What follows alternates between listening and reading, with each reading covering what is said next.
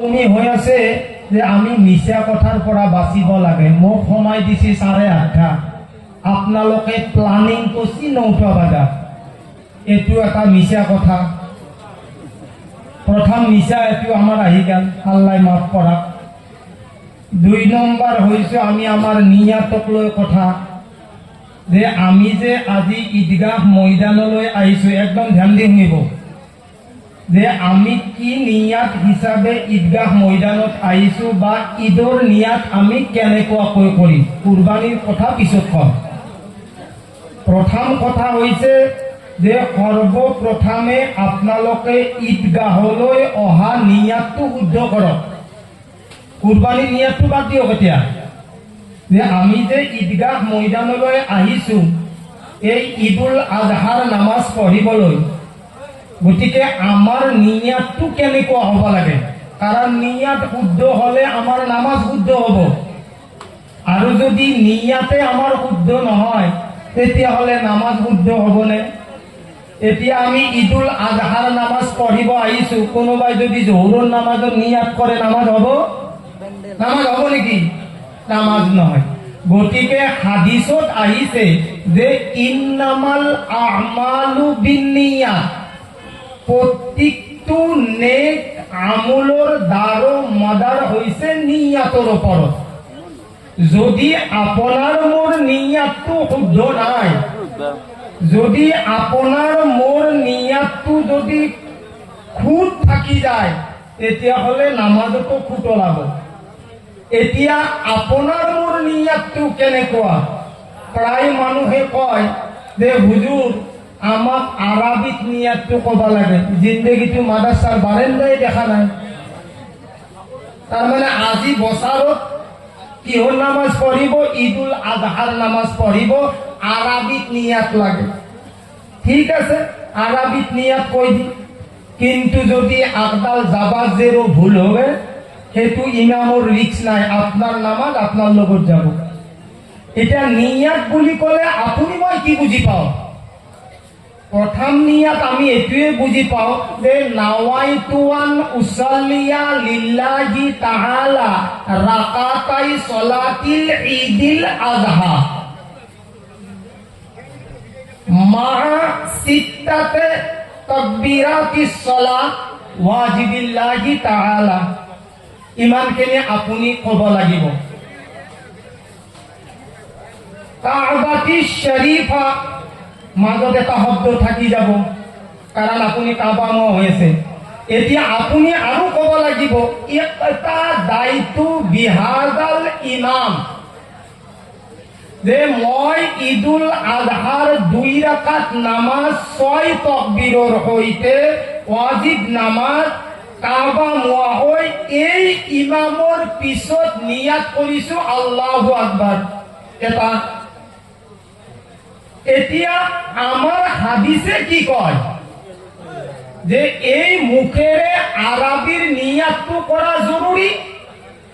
যদি জৰুৰী তেতিয়াহ'লে মোৰ এটা ৰং হৈ আছে যে মই লাইফত কোনোদিন নিয়াত কৰি পোৱা নাই। এই হুজুৰ যোৱাবাৰ যে আমি ঈদৰ নামাজ পঢ়িছিলো, আপনাৰ নামাজ হোৱা নাই মানে মোৰো নামাজ হোৱা নাই, আমাৰো নামাজ এমফাই গেল নহয়। হাদিসত আহিছে আন নিয়াতু ইৰাদাতুল কলবিহি, যে মানুহৰ আটাইতকৈ ডাঙৰ নিয়াত হৈছে দিলত ভাবি লোৱাটো। আপুনি যে ৰমজান ঈদৰ পিছৰ পৰা আপোনালোকে যে কুৰবানিৰ আলোচনা কৰি আছে, আপোনালোকে যে নামাজ পঢ়িব আহিছে তাৰে নাম নিয়াত।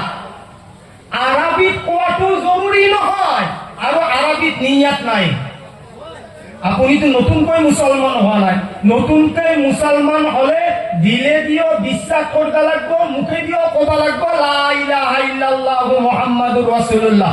আপনিতো সৰুৰ পৰাই মুছলমান, এতিয়া আৰু আৰবিত কোৱা কি জৰুৰত? গতিকে আপোনালোকে নিয়াত কৰক, বাস ইমানখিনি নিয়াত কৰক যে ঈদুল আজহা নামাজ পঢ়িব আহিছো, এই ইমামৰ পিছত আল্লাহ যি কৰে তাকে কৰিব আল্লাহু আকবাৰ। বাস আমিতো আৰবিত নাজনোই নিয়া। এতিয়াও বৰ্তমান 360 মানুহখিনি আহিয়ে কোৱা নাই। এটা অৰিজিনাল কথা কবি কি কি অৰিজিনাল কথা কব? যেটো 360 ঈদ টু ঈদ সিহঁতেতো আহিয়ে পোৱা নাই, লাইনে ধৰি আছে। কোনোবাই বা বাগিচাত পানী মাৰি আছে, কোনোবাই বা গৰুকেইটাক লাৰি আছে, কোনোবাই বা বেৰাজ কৰি আছে। সেইকাৰণে 8:30 টাইম দিছে নেকি? বাপা আৰে 360 দিন 65 দিনেৰ মূৰত একদিন ঈদুল আজহার নামাজ পঢ়িব। তাতে যদি আমার সুস্থি 50 ওয়াক্ত যদি নামাজ দিলা হয়, কমতির পেট উঠলে হয় মানুষ। কারণ মিনিটে মিনিটে নামাজ পঢ়িব লাগিব। এতিয়া আপোনালোকে যিখিনি মানুহ কুরবানি দিব ওলাইছে, সুবহানাল্লাহ, আমার নিয়ত কেনেকুৱা হ'ব? কুৰবানি কৰা মানুহৰ নিয়ত কেনেকুৱা হ'ব? ইয়াৰ ওপৰত মই নামাজৰ পিছত ইনশাআল্লাহ আধা ঘন্টা হওক 15 মিনিট হওক, যেহেতু কুরবানির টাইম, তার উপর মই বয়ান করিম যে কার কুরবানি করাটো হারাম, কার কুরবানির মাংস কার গরুত লাগিলে গোটেই গাঁও কুরবানির মাংস হারাম হয়ে যায়। এইটো মই আপোনালোকক কম। ইচ্ছে করলে তো নামাজ হবা নহয় বাপা, তাই নামাজ হব। এতিয়া বহুত মানুহ আছে ইয়াতে, ভাইয়া আইসাটো 360 দিনের মূৰত ভালকে শুনিলো।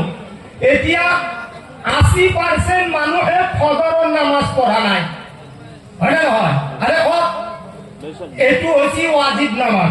এইটো কি নামাজ? ওয়াজিব নামাজ। ইমাম শাফি, ইমাম হাম্বল, ইমাম মালিক, তেওঁলোকৰ শৰীয়তত এইটো হৈছে সুন্নতে মুআক্কাদা নামাজ। আৰু ইমাম হানিফাৰ নজদিকত এই নামাজটো হৈছে ওয়াজিব নামাজ। এতিয়া ভাই মই কি কম দুখৰ কথা, মাগুৰ মাছৰ জাতটো বাদ দি ফেলে দৰকিয়ান্দাত আশ্ৰা মাৰি থাকিলে আশ্ৰাত দৰকিয়ান্দা আহিব নেকি কওক? এতিয়া ফৰজ নামাজ বাদ দি ফেলে ওয়াজিবত লাগছে। সেইকাৰণেতো আমাৰ দেশত আজিকালি বেদাত অহাই গেলেও বেদাত সহায় গেলেও খুঁজে কাঢ়িব নোৱাৰা আছে। আজিকালি আমি খুঁজে কাঢ়িব নোৱাৰা আছো, কাৰণ ঘৰে ঘৰে আলিম উলামা মুফতি 14 বছৰ দি পঢ়ি আহিলো, আমি বেকাৰ গাল খালি বেদাত। এইটো কি বেদাত, এইটো কি বেদাত, সেইটো কি? আরে বেদাত যদি এমানে বেদাত, কিবাটো সুন্নাত আছে, কিবাটো ফরজ আছে, কিবাটো ওয়াজিব আছে, কিবাটো মুস্তাহাব আছে। নাই হুজুর, এইটো বেদাত।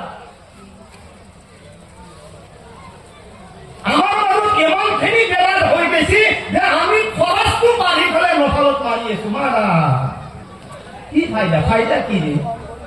এতিয়া সঁচা কথাটো নকয়, কাৰণ প্ৰথম মিছা কথা হৈছে 8:30 টাইমত 9টা বাজিছে, এটা ঘোটালা মিছা। এতিয়া আপোনালোকৰ বহুত মানুহ আছে, 80% মানুহে ফজৰৰ নামাজ পঢ়া নাই। আইছো আমি কি পঢ়িবা, ওয়াজিব নামাজ পঢ়িবা। সঁচা কথা কব, কিমান পাৰ্চেণ্ট মানুহে ফজৰৰ নামাজ পঢ়া নাই? প্ৰায় মানুহে পঢ়া নাই। সুবহানাল্লাহ, বহুতে টানিছে হাত। এতিয়া কি ফাইদা হ'ব? ফাইদাটো কি হ'ব? ফাইদাটো একোৱেই নাই। ভাইয়া ফাইদাটো একোৱেই নাই, কাৰণ এইটো আল্লাহৰ নজদিকত আটাইতকৈ সৌভাগ্যনীয় দিন, আটাইতকৈ মকবুলিয়তৰ দিন, আটাইতকৈ সওয়াবৰ দিন। এই সওয়াবটোক আমি আশা কৰি আজি ঈদগাহ ময়দানলৈ আহিছো।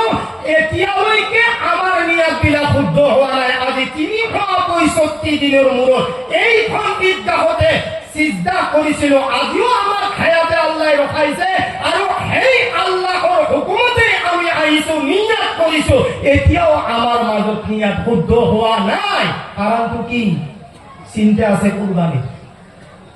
চিন্তা কিহৰ সোমাই আছে বৰ্তমান? কুৰবানি। কিবা কৰি টাইমটো শেষ হওক, কুৰবানিটো কৰি। কুৰবানি কেনেকুৱা হ'ব? কুৰবানি কেনেকুৱা হ'ব লাগে? আটাইতকৈ মানুহৰ ডাঙৰ কুৰবানিটো কি জানে? অকল টকা পইচা গৰু কুৰবানি কৰিলে কুৰবানি নহয়, যদি তাৰ ভিতৰত এখলাস নাথাকে। আজি কিমান পাৰ্চেণ্ট মানুহ আছে আপুনি ক'ব পাৰিব যে মোৰ ঘৰত এনেকুৱা মাল নাই যিটো মাল হাত দিলে কোৰআন হাদিসে হাৰাম বুলি কয়, কিন্তু মাল লুকাই ৰাখিছে মানুহক দেখুৱাৰ কাৰণে কুৰবানিৰ জন্তু আগুৱাই দিছে। কুৰবানি হ'ব? আৰে কুৰবানি হ'ব?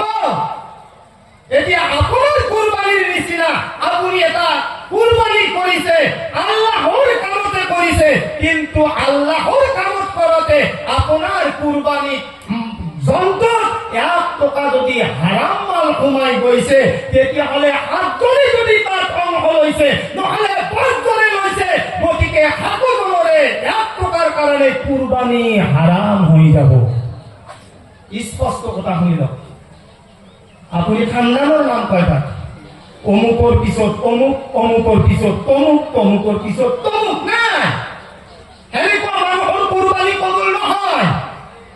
কুৰবানি তাৰ কবুল হয়। শুনি লওক, আজি আমাৰ পৰিয়ালত 4জন ভাই আছে আৰু এই 4জন পৰিয়াল আমি গোটেই মালদাৰ ভাই, চাকৰিয়াল ভাই।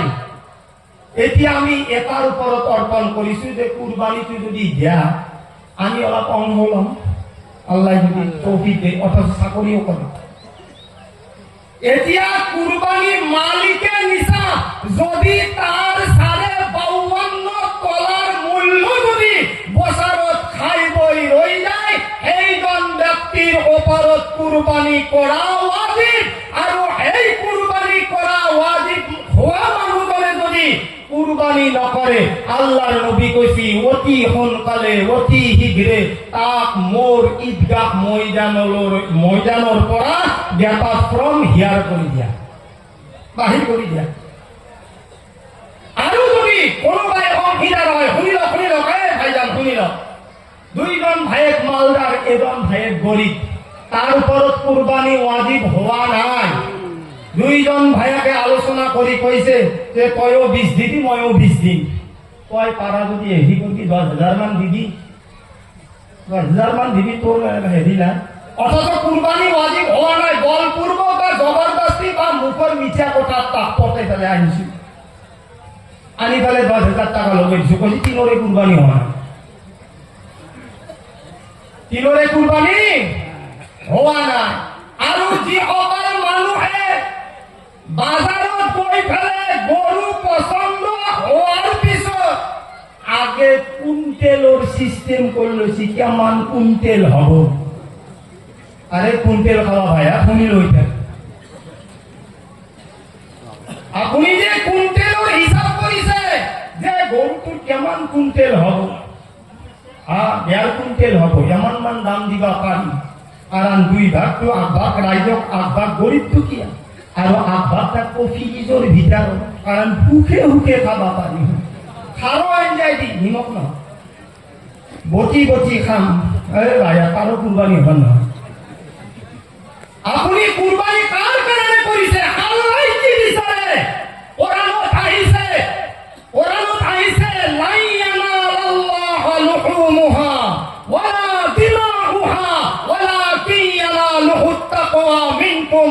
এই মুসলমান হকল, লাই ইয়ানালাল্লাহু লুহুমুহা ওয়ালা দিমাউহা, আল্লাহ কইছে তোমালোকে জীবন মানুহে কুরবানি করিছা, এই কুরবানি জন্তুর না মাংস না তার খুন রক্ত তেল মোর শরৎ পৌঁছি যায়। আল্লাহ কইছে লাইয়ানাল্লাহ, মোর শরৎ এই মাংস, মোর শরৎ এই কুরবানি করা খুন কেতিয়াও পৌঁছি না যায়।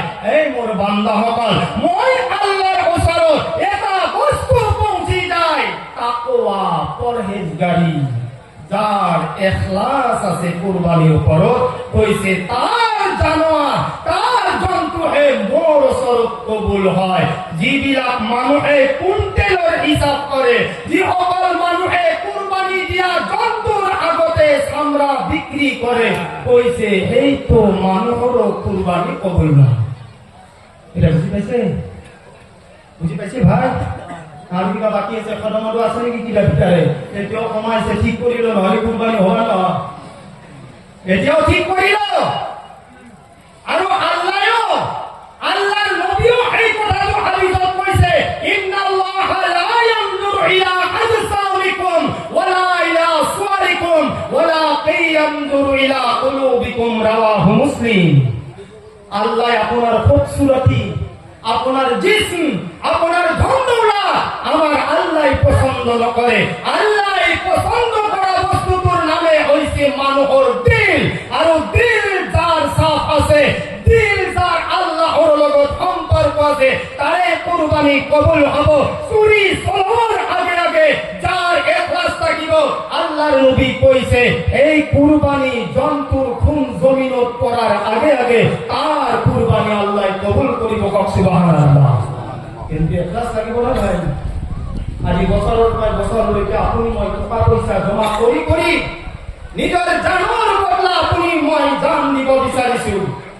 নহলে আপোনাৰ পৰিয়ালত মোৰ পৰিয়ালত এই সকল সন্তান নাথাকিলে হেতেন, যদি আল্লাহ এই ইসমাইলক যদি হকিকতত যদি জবাহর জাজ দিলে হাতেন, যদি চুরিক যদি হুকুম দিলে হাতেন, আপনার মরামর সন্তান বিলাক আপনি আপনার পরিয়ালত নাপালে হেতেন। আজি আমার জায়গার অসুবিধার কারণে আমি কুরবানির জন্তু পালিব নোৱাৰো নাই, আপনি লালন পালন কৰি পেলাই তাক এনেকুৱা মৰম মহব্বত দিও যে মই যিটো কুৰবানি কৰি আছো এইটো হৈছে সুন্নাতে ইব্ৰাহিম সুবহানাল্লাহ। আৰু এইটো কাৰ কুৰবানি? এইটো কাৰ পৰা আহিছে? এই কুৰবানিটো স্টাৰ্ট কৰা হৈছে, আৰম্ভণি কৰা হৈছে। আৰম্ভণি হৈছে হযৰতে আদম আলাইহিস সালামৰ যে দুটা সন্তান আছিলে হাবিল আৰু কাবিল, তাৰ পৰা কুৰবানি স্টাৰ্ট আৰম্ভ হৈছে। আৰু এই বস্তুটো আমাৰ নবীও পছন্দ কৰি নবীও কুৰবানি কৰিছে।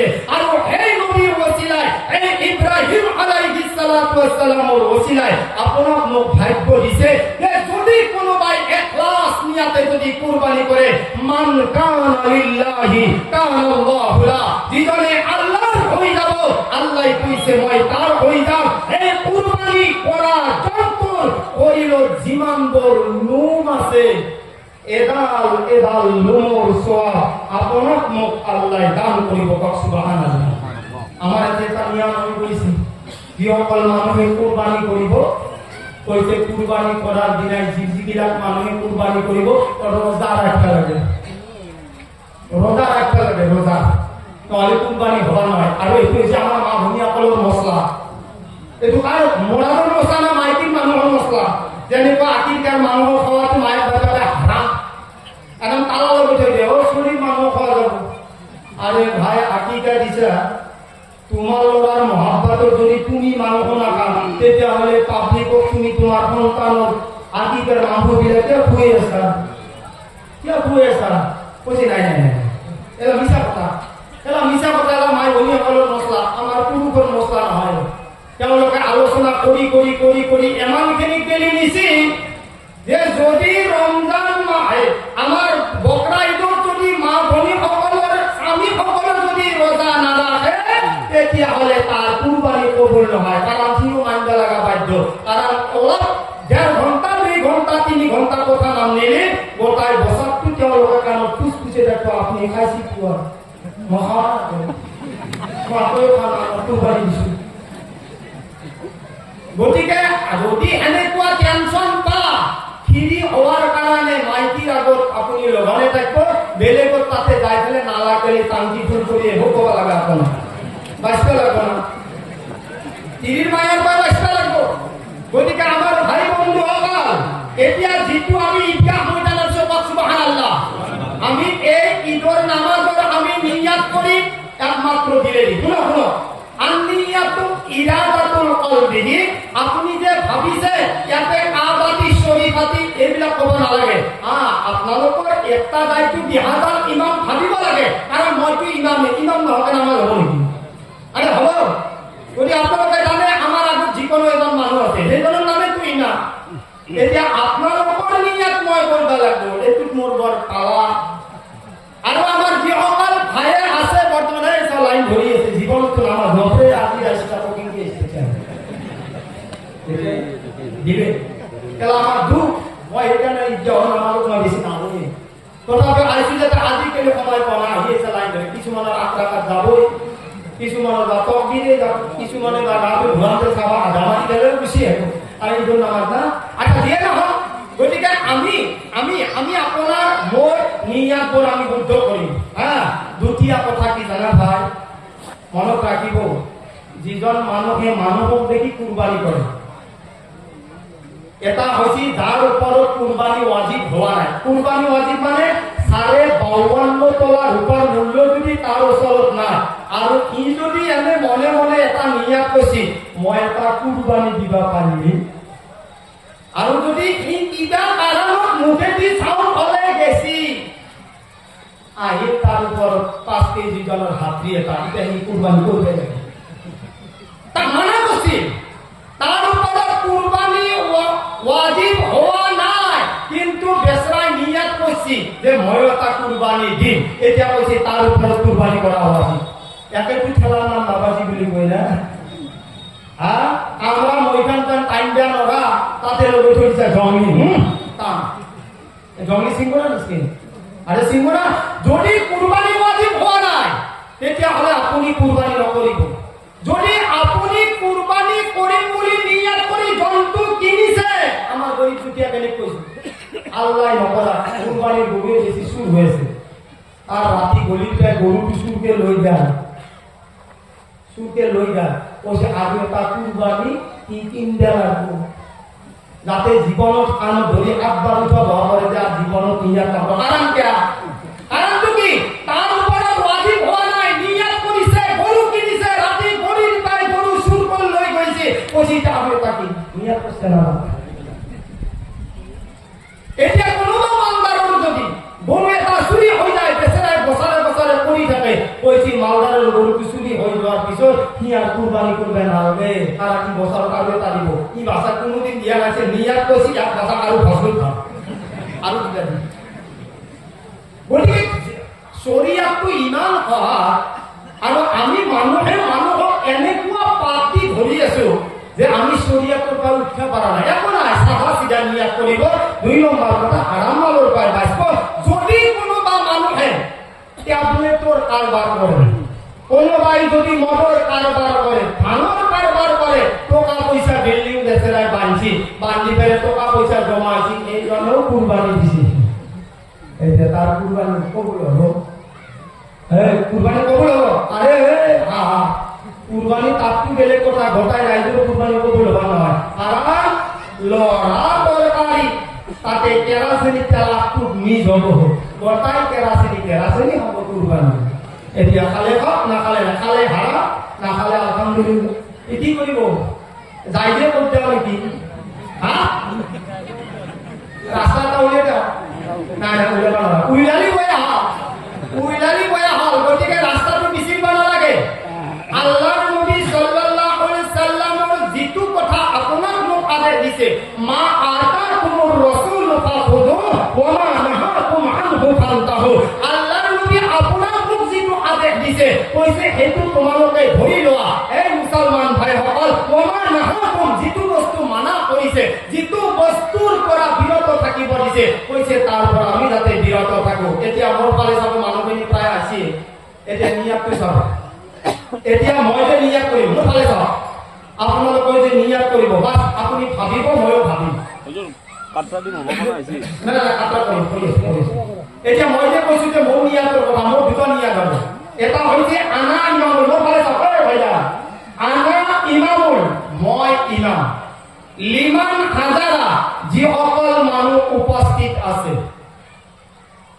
লিমান হাজাৰা মই এই অকলৰ ইমাম যি অকল মানুহ ঈদগাহ ময়দানত গোটাই মোৰ ফালে চাই আছে মই তাৰ এটা ইমাম এতিয়া 2 নম্বৰ আৰু এটা মই ইমাম ওমাইয়া হুজুৰ যিসকলে বৰ্তমানত উপস্থিত হোৱা নাই যিসকলে বৰ্তমানত ঘৰত চাবন মাৰি আছে তিৰি লুংগি খুজি আছে কৈছি ময়ো তাৰ ইমাম কাৰণ তেওঁলোকৰ অসুবিধা আছে তেওঁলোকে আহি পোৱা নাই নৰে বেচা বছৰত 3টা খুচিত যাব পাৰে মনত আৰু এটা কথা ভাল কথা আছে যিসকল মানুহৰ দুনিয়াত ৰুকু সিজদা কৰাৰ অভ্যাস নাই এই আমতৰ দিনা আল্লাহ ক'ব কি জানে ওয়াসজুদ মা'আস সাজিদিন ওয়ারকাউ মা'আর রাকিন এই সিজদা करने वालों के साथ सिजदा करो रुकू करने वालों के साथ रुकू करो যিসকলে দুনিয়া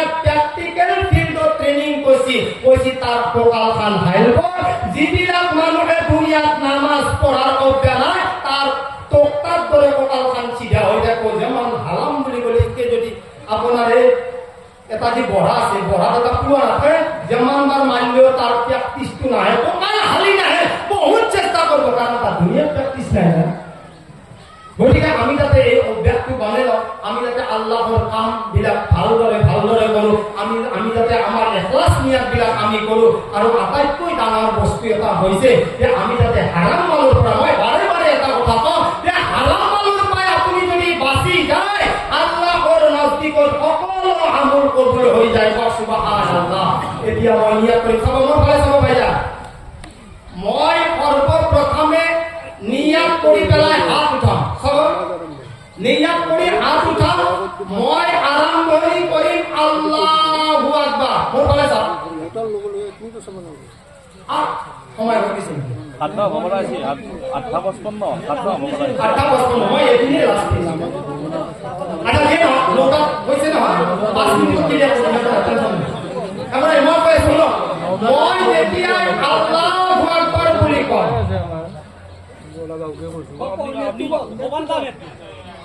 আপনি আছে আৰু কক দে यार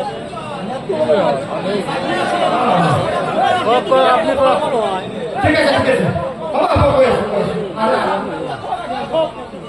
আপোনালোকে মোৰ ফালে যাওক মই যেতিয়া কম আল্লাহু আকবার আপোনালোকে গোটেইখিনি মানুহ আল্লাহু আকবার ক'ব ইয়াতে মই সুবহানাকাল্লাহুম্মা ওয়া বিহামদিকা ওয়া তাবারাকাসমুকা ওয়া তাআলা জাদ্দুকা ওয়া লা ইলাহা গায়রুক ময়ো পঢ়িম আপোনালোকেও পঢ়িব এটো দুই নম্বৰ যেতিয়া মই হাতখন উঠাম আল্লাহু আকবাৰ মই নিয়াত নাবান্ধো হাতখন মই এৰি দিম আপোনালোকেও এৰি দিব কেইটা কি হ'ল দুই হ'ল না মনত ৰাখিব খালি তাৰ পিছত আৰু আকবাৰ কম আল্লাহু আকবাৰ তেতিয়াও মই হাতখন এৰি দিম আপোনালোকেও এৰি দিব 4 নম্বৰ তাকবীৰত আল্লাহু আকবাৰ কৈ হাত এৰি নিদিব মই ইয়াত বান্ধিম আপোনালোকেও ইয়াত বান্ধিব কিন্তু তাতে আপোনালোকে চুপচাপ থাকিব কাৰণ মোৰ কাম আছে মই ইমান চাহ না তাতে মই আউযু বিল্লাহ আৰু বিসমিল্লাহ পঢ়ি পেলাই মই সূৰা আৰম্ভ কৰিম আলহামদুলিল্লাহ সূৰা আৰম্ভ কৰিম কাৰণ আপুনি ইমান নহয় আপোনাৰ যেহেতু সূৰাই নাই তাতে আউযু বিল্লাহ পঢ়ি আপুনি একো নকৰিব আপুনি নকৰিব কেৱল চুপচাপ থাকিব মই যেতিয়া গায়ৰিল মাগদুবি আলাইহিম যাম আপুনি তেতিয়া অলপ দলিনত ক'ব আমিন আপোনালোকৰ এখিনি কাম বাকি ৰুকু সিজদা হৈ গ'ল তাৰ পিছত যেতিয়া দুই নম্বৰ ৰাকাতত যেতিয়া মই থিয়া হৈ যাম মই প্ৰথমতে আপোনাৰ আলহামদু পঢ়িম তাৰ পিছত সূরা এটা পঢ়ি পেলাই মই যেতিয়া খান হাতলৈ লৈ যাম আল্লাহু আকবার এৰি দিম আপোনালোকেও এৰি দিব তাৰ পিছত আল্লাহু আকবাৰ মই এৰি দিম আপোনালোকেও এৰি দিব কেইবাৰ হ'ল দুইবাৰ আল্লাহু আকবাৰ মই এৰি দিম আপোনালোকেও এৰি দিব আল্লাহু আকবাৰ মই এৰি দিও ৰুকুত যাব আপোনালোকেও ক'ত যাব ৰুকুত যাব ঠিক আছে 6 তাকবীৰ যায় আৰু 2 ৰাকাত 2 তাকবীৰ আছে নামাজ কেই তাকবীৰ হ'ল তাতে এই কাৰণে কৈছে যে যায় তাকবীৰ মা সিত্তাতে 2 ৰাকাত নামাজৰ লগত 6 তাকবীৰ মা সিত্তাতুন আৰবিত কোৱা হয় 6 নামাজৰ 2 এক্সট্ৰা তাকবীৰ হৈছে 6 টোটাল কৰি পেলাই আমি যাতে আমাৰ নামাজখিনি ক্লিয়াৰ কৰো তাৰ আগতে 1 নম্বৰ কাটাটো আমি থিয়া হ'বলৈ অনুৰোধ জনাইছো 2 নম্বৰ কাটা থিয়া হ'ব ফটাফট কৰক না ফটাফট কৰক ইনশাআল্লাহ 1 নম্বৰ কাটা ফটাফট কৰক ওরা কোকাল সকাল জানি হরি দিছি যে না হবে দে ইনশাআল্লাহ আচ্ছা আপনারা 1 নম্বর কইটা 2 নম্বর থিয়া হয় ভাইটা 2 নম্বর থিয়া হয় ফটাফট কমাই না 2 নম্বর কাটা হইছে 3 নম্বর কাটা থিয়া 3 নম্বর